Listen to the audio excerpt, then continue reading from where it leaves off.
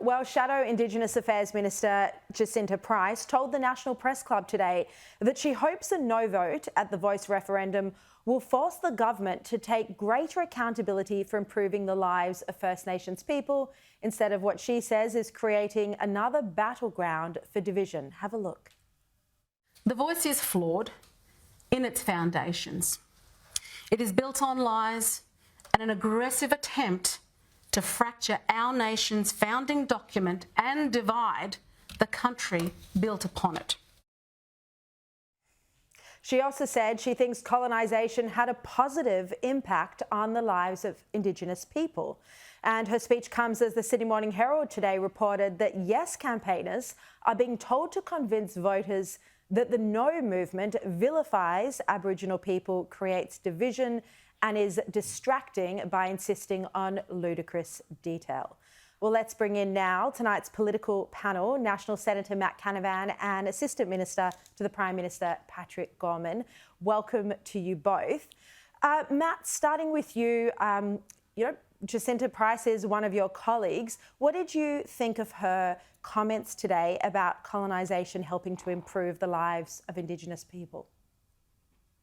Well, what I love about Jacinta Price, what I think people do love about her, is she just tells it as it is. And people often here in Canberra walk on eggshells with these sort of things. But clearly, the modern prosperous country we are, which includes our heritage, our colonial heritage, is a great thing for everyone who lives here. And so many people want to live here. They all want to move here. More people than we can take want to come to Australia. It's a great, great place to live. So our colonial heritage, our Aboriginal heritage, our migrant heritage, we should all be very proud of, and I'm as proud as Jacinta of that. So thank God she says that. And I also think you can tell Jacinta's not a politician. She's not a politician because today she said she wants to put herself out of a job.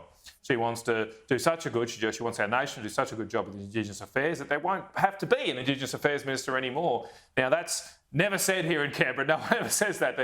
This whole place operates. The oxygen of this place is to create more and more problems because that creates more and more jobs, more and more people in public servants. And I think that's exactly where the Voice is going. The Voice will be about perpetuating a problem, perpetuating this division, not actually finding solutions, which I love to see Jacinta is focused on. Patrick Gorman, what did you think of those comments about colonisation?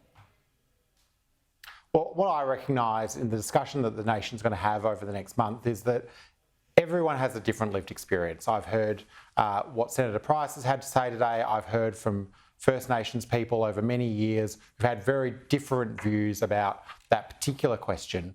But I think one of the things that has always stuck with me is this idea that we sort of have this opportunity where you have 65,000 years of continuous history from the First Nations of Australia. You have the history of Australia since you've had arrival of European people, and as Matt mentioned, the great benefits that have come from the multicultural nation we've built together.